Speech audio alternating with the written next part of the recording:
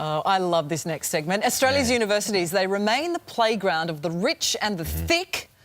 I went to university. That's the headline in the Daily Telly today, which says students from privileged backgrounds, wasn't me though, are gaining entry to degrees with low scores. And joining us for the Sunday Jury today is Shell-shocked media's Shelley Horton and WSFM's Brendan Jones. Good morning to you. Good morning. Does that have a good radio voice? I like it, but it's authority used happening now. I like it. Rich and thick. Which one were you? Well, I left school in year 10 and my dad said, because I went to an expensive private school, and my dad said, there goes my yacht. And I had no qualifications. I went to art school, which taught me how to make a better bong, but that was about it. So, in your face. So look at me now. And look at you now. Look, I'm on commercial radio and doing this. Whatever this is. Is the argument over, Shelley, will bring you in here, that they're sort of opening up the floodgates, so to speak, according to this article anyway, because it's a bit too expensive for a lot of people. I'm still paying off my QUT debt. Come on, you are not. Yeah, still paying it off. I paid mine off damn quickly. University of Queensland. So they need to... Go Queenslanders, go Queenslanders. So they need people in.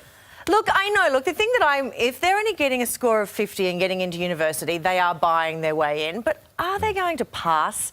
I mean, the thing is, I did quite well at university. I didn't do that well at high school. Like, I got through. I did okay. But then once I got to university, and it was about you have to get your assignments in on time, particularly with journalism. If you handed in your assignment even 1 minute late, it was a 0 because you missed a deadline. All of a sudden, tough love. Freaked me out, and I stepped up to the plate. So I think that university was a brilliant training ground, particularly for journalism, because I didn't have any of those skills just from high school. Hang on, there's a degree for journalism? Yes. Apparently, yeah. It's not just a trade.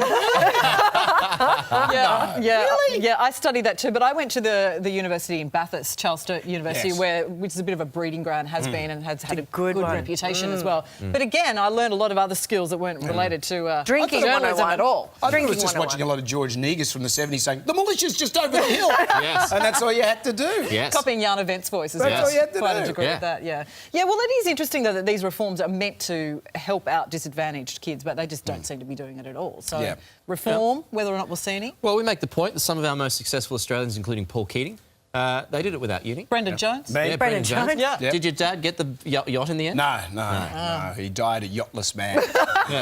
But would your advice to your children be go to university? One of mine does. One of mine, the middle one, the girl, she goes to university and she's doing nutrition, but she wants to do it. She's into it. So if your kid doesn't want to go to uni, don't push them to uni. Go and get them to get a trade. I reckon. Don't work on a building site. I did that. It was my mum's best advice to me ever. She was like, you can stay in Kingaroy in country Queensland and become a peanut farmer's wife, or you can get a degree and move to Brisbane. And I was like, I'm doing that. Weighing up the options here. Off to the big smoke. Bang!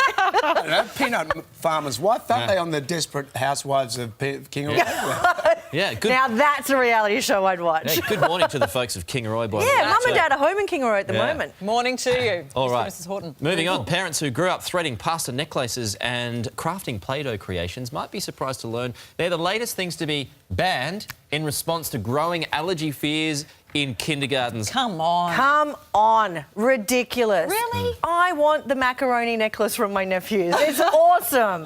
I think this is actually getting to the stage where if it is a child with celiac disease, and yes, that is very serious if they come in contact with gluten, fine. If it's someone who's deciding that their children are gluten-free as a lifestyle choice, not fine.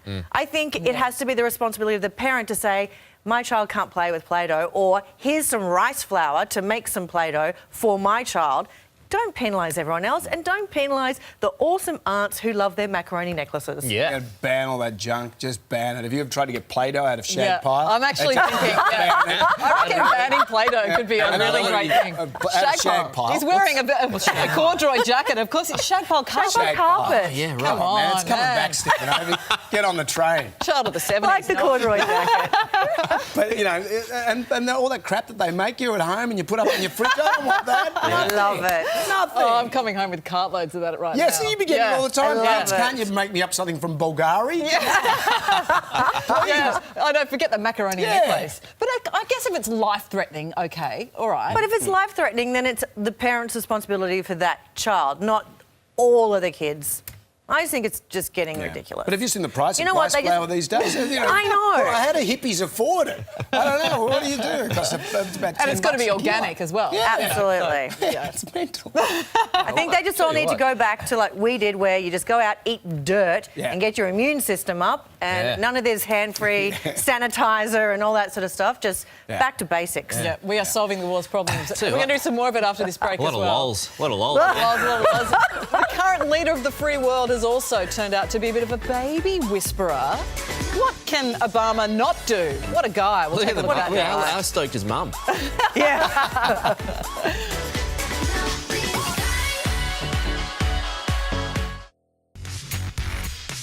Can he do no wrong, Jonesy? No. Talking about Obama. He's been snapped on tour of Japan, on his tour of Japan, soothing a crying baby handed to him from a quite adoring crowd. Yeah, look at it. Look at the pics. Yeah. The baby doesn't look happy. That's the before pic. Yeah, that's before. But show the after pic. And soothed. Oh. Soothed. Dazzled by that, Yeah. that one The baby smile. whisperer. Yeah. I would cry and then smile if Obama, hugged me. I think he's amazing. I love Obama. I think this baby has just felt some of his charisma, and now it's all like he's the all Pope. good. And the mum is pretty pleased with Who that brings pic. a baby, though, to a rally? That's what I'm thinking. I've got the No, they all do it. and There we There's go. a tradition of kissing babies. Yeah. That's what pollies love to do. That's what the Pope does too. Yeah, I guess no baby's safe in Australia. Jonesy, go. too. Well, it's, he's sitting there saying, hey, kid, I've got the finger on the nuke, so you've got to shut your pipe. the kid's seen sense. Oh, my goodness. His tour of Japan's has all been about spreading the love and talking about peace and, however many years it has been since Hiroshima and Well, he's the first one to go, first That's right, president 70 to years. go First there. sitting US president. Yeah. Yeah, definitely. A big breakthrough. So that baby's feeling the love. Yep.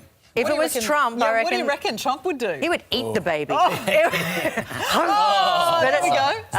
Nice. He's had a go with babies before. Look at those lips. Yeah. They're both having hair issues. Man, It's look like, at that. nah. At least the kid's got the presence of mind to wear a beanie, not like Trump. What's that thing on What his is head that? doing?